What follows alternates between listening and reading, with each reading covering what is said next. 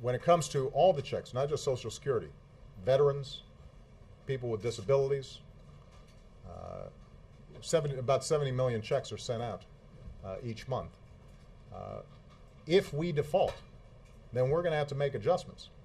And I'm already consulting with Secretary Geithner in terms of what the consequences would be. We should not even be in that kind of scenario. And if Congress, and in particular, the House Republicans, are not willing to make sure that we avoid default, then I think it's fair to say that they would have to take responsibility for whatever problems arise in those payments. Because let me repeat, I'm not interested in finger pointing and I'm not interested in blame, but I just want the facts to speak for themselves. We have put forward a plan that is more generous to Republican concerns than a bipartisan plan that was supported by a number of Republican senators, including at least one that is in Republican leadership in the Senate.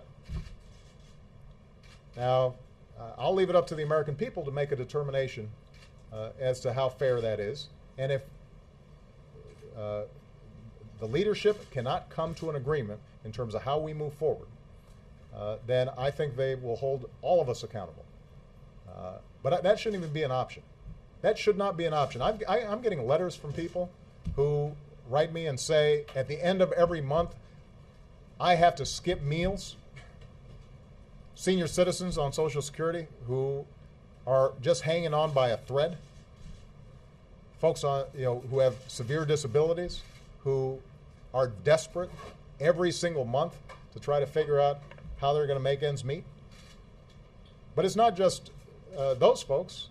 You've got business contractors who are providing services to the federal government, who have to wonder, are they going to be able to get paid? And what does that do in terms of their payrolls?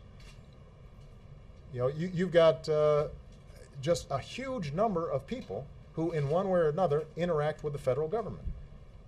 And even if you don't, even if you're not a recipient of Social Security, even if you don't get veterans benefits or disabilities, imagine what that does to the economy when suddenly 70 million checks are put at risk. I mean, if you're a business out there, that is not going to be good for economic growth. And that's the number one concern of the American people.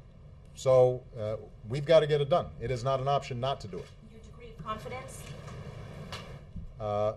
I am confident simply because I cannot believe that Congress would end up being that irresponsible that they would not send a package that avoids a self-inflicted wound to the economy at a time when things are so difficult.